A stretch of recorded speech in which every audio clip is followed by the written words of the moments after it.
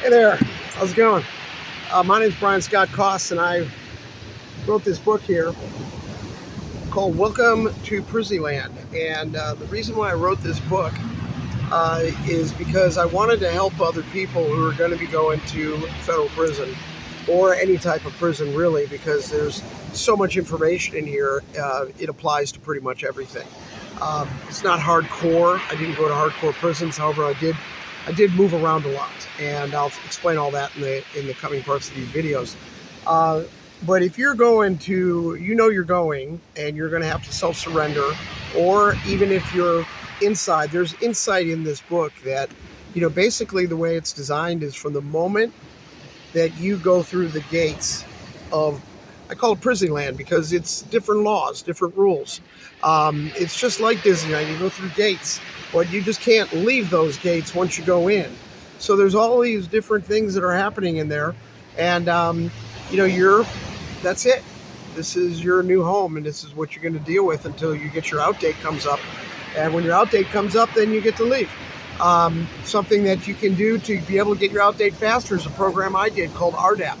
How do you get in? How does it work? I'm going to show you all of that in subsequent videos available on my channel.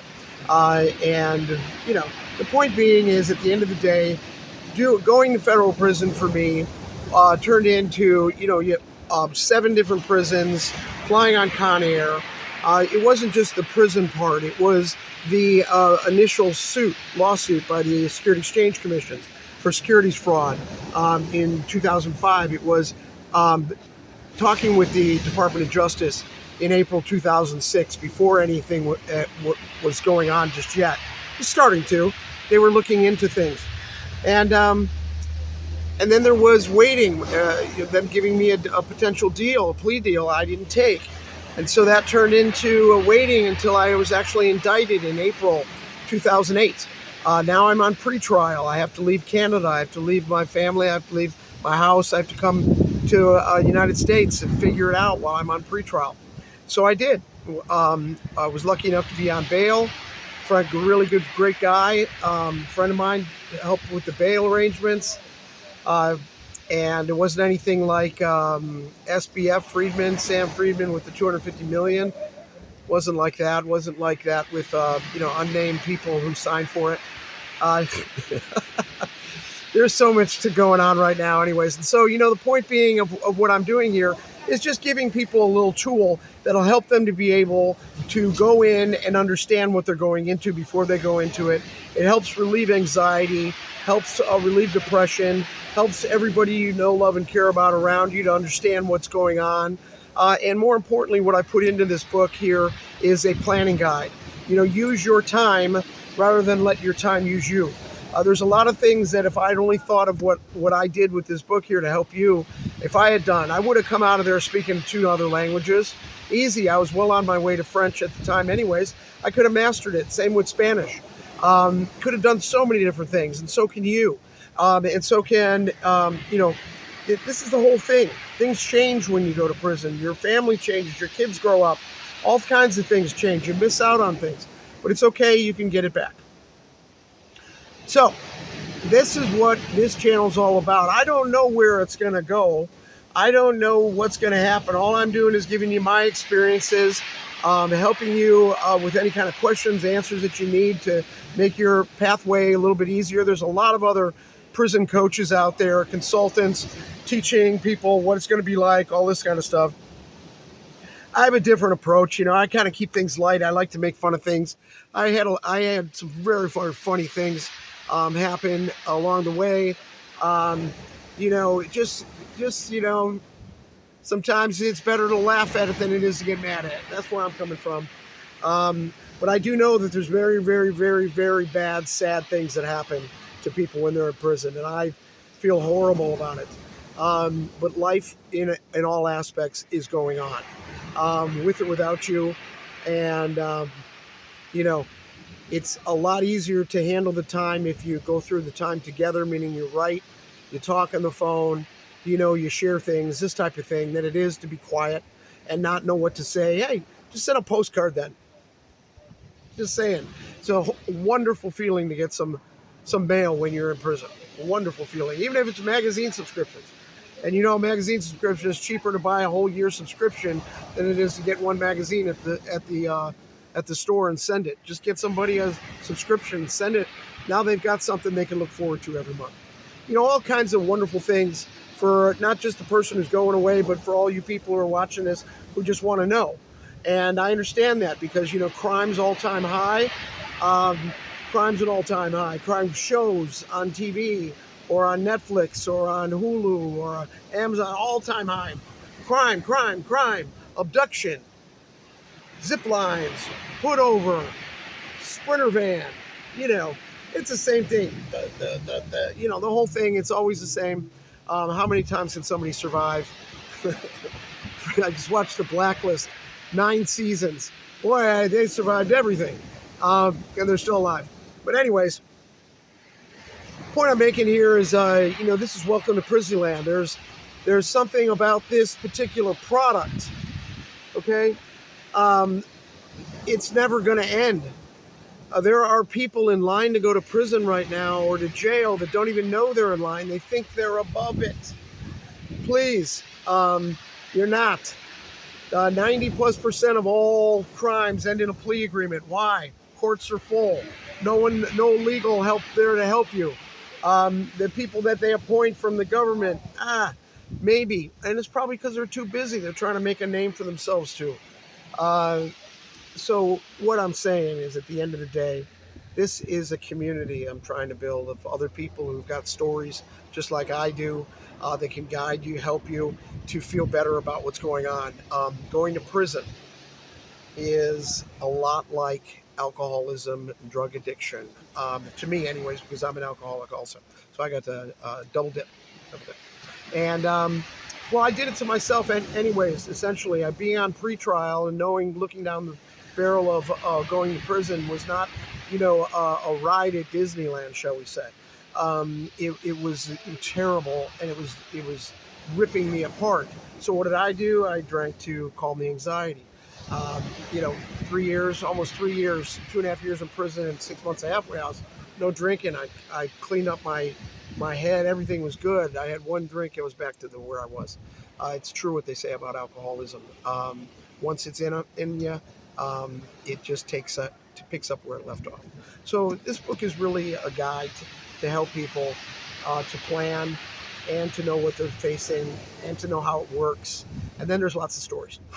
You know, some are sad stories, some are crazy stories, some are ultra weird. But you know, being that I toured, I wasn't just going to prison. I also was offered a prison tour. I went to 7 prisons. I started in Atlanta, Georgia, November 19th, the day after my mom's 84th birthday, the day that I saw her last. She died while I was in prison. I started there, got into RDAP through my efforts, which I'll talk about in another video. So if you want to go to RDAP, I'll tell you how I did it. Number 2, I left, once I got into RDAP, then they needed to get me to where I was going to do RDAP, which was Duluth, Minnesota. They told me. So, you know, one day, about 4 or 5 weeks after they told me I was going, I got a call, jumped on, you know, I didn't jump, I followed the leader. You know, it's the guards take you. You know, everything's well prepared for you. You just don't know. That's the whole thing. And rightfully so, you're under the lock and key of the Bureau of Prisons, the Federal Bureau of Prisons, BOP. So that's how that works. I went to, got on Con Air that day, interesting experience. I have a story about that. They dropped us off in Terre Haute, Indiana. I don't know why, because I don't know. They don't tell you. Next thing you know, I'm in the hole for 10 days. Cement mattress, one blanket I used as a pillow. I had a cellmate, name was Clark, older guy, cool. We talked a little bit, but it was hell.